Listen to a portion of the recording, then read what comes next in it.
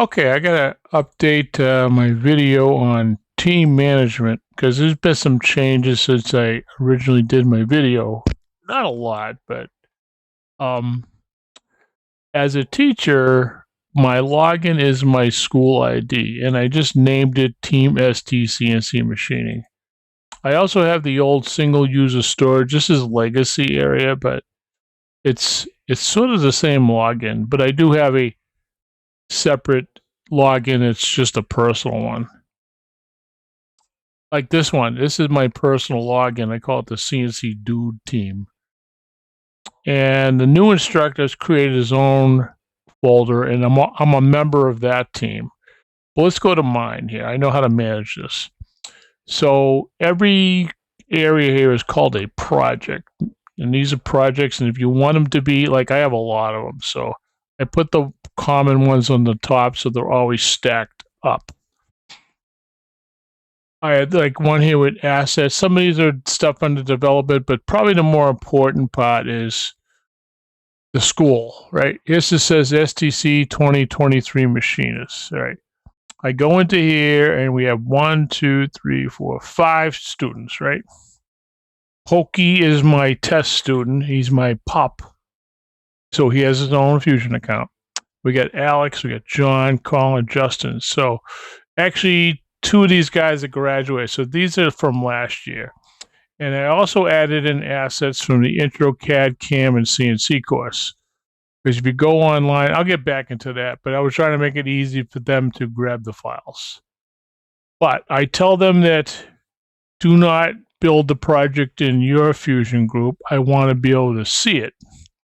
And it's much better if I do it this way. So I go in and say, Justin, let's look at your projects, right? I gave you some assignments. Oh, he made a whole bunch here. He's very organized, right? You got, these are all the Titan projects. Look at them all. And you can even tell by version. Like I say, oh, let me check your Titan 5M, right? Turn this on. Okay. When you're in this team environment, notice it said E up here. That meant I am in here. And if another person's in there, he'll also appear there. It also has versions here. So to cut down on cheating, if you see everybody has their name on there, because if I update on this and I save it, my name will appear on there. So you can kind of like track what's going on. So here's his project, right? And I'll go in there and say, let's look at the design. And I can comment on it and I can measure some things. Or maybe I can shut some stuff off so I can look at it better. I might even check some stuff here and I can make a comment. Now, Fusion used to have something called Screencast Recorder, which was a fabulous product, but they stopped using it.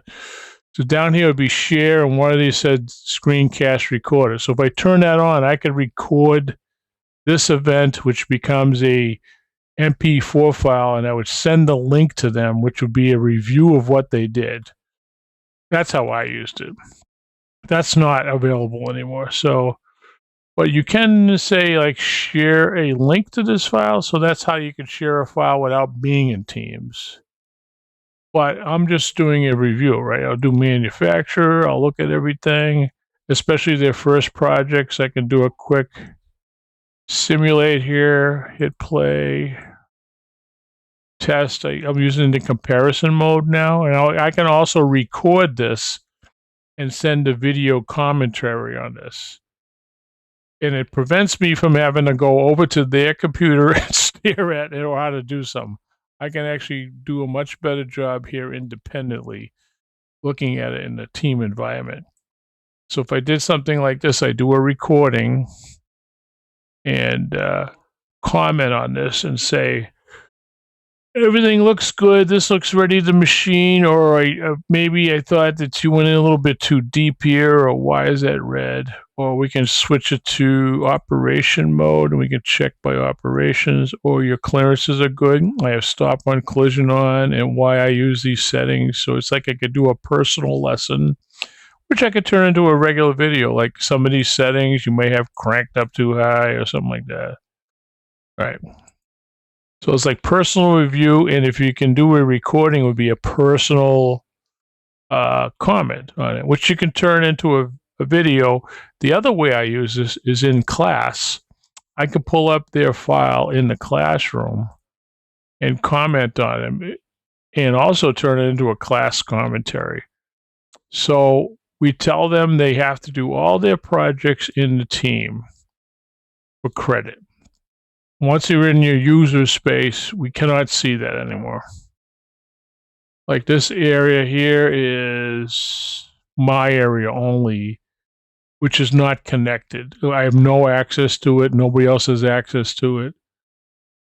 So I switch back to Team STC. Now, when they do their projects, this being a personal use area,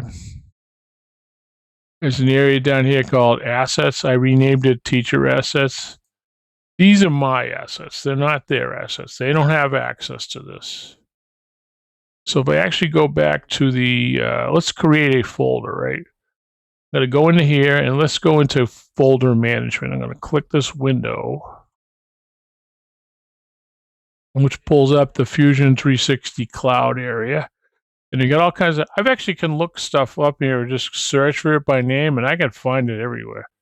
So if you hit the home base, these are all my teams. I can look up even archive ones. Like these are ones I've parked, owned by me, shared with me. But if I look at them, and now they've, since I've done my first video, they have this thing called folder level files, which is pretty cool. So if I create a new one, you can name the project. Let's do this as test teams, right? And folder level is the preferred way to do it now. It used to be open, close, secret. Now it's folder level. And you can put a pretty picture here or upload your own. We'll pick this one, right? Create project. And this could be your student files. And you go up here and say, okay, I'm going to do a new folder, Bob. New folder, Pete. New folder, Sally. Right, they all got a folder. Up here, this is the type, activity, details, follow, pinned. You can edit the name if you want up here. Go back, folder permissions. Now, these are actually all the students in my class. But I can go here and say, select role to assign. I could say, oh, you can be in the class, you can be in the class, you can be in the class. And you could be in there as a editor, which means you can edit, upload, rename, move, delete, share. That's how I usually use it. I don't really use the reader reviewer, but I'm not letting them be a manager. So I do editor, and let's add John, right? Assign. Now they all have access. Now these are people already in the class. If they're not in there, I would hit invite and then type in their email address and select their role. So you got files, and then you can start building from there. Let's go back to this one. Well, why did it get so small? There we go. So they all have their own folder, and there's a course called Intro CAD, CAM, and CNC. So in that course, they tell you to download these resources. Let me see if I can pull that up here. Let me go to my class storage area. Not that. Google Classroom, classwork, Autodesk intro course. Pick the intro course.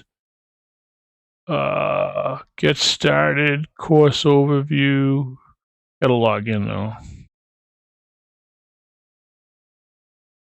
Log in, sign in. I'm in. All right. Course overview. So I've already started this course, so there's already some stuff there. They tell you to get the software, get software. It's usually something here that says download resources. Where the heck did that go? Let's go back to getting started. Previous unit. Right here, download resources. So as soon as you're doing a download resources, everybody has to do, I go and put all the resources here. So it's like a share directory, right? So this part of the course is create a blueprint, which means you got to go take one of these models, like this one here. It says standard drawing views practice. So in the course, it says take one of these and create a blueprint. And we have, actually, you can store more than Fusion files, and you can store PDF files and stuff. So this is like they could do their projects, and I told them, like, open this project, save it in your folder. Don't save it in this area. You know, we get practice exercises, all that. So I've been trying to utilize this for other stuff. Another thing we've been using is Fusion Assets. We got logos, blueprints, prep, student assets. So in this area, we have tools, so they can upload into their computer. We prefer they upload into the cloud and not in the local library. We got machines. We haven't really progressed into that yet, but I think the machines is a good area, and not the simulation machines either. And we get posts. We get the posts for our machine. So right here, we modified the standard post, and we had our name on the top. We just put some specifics in there.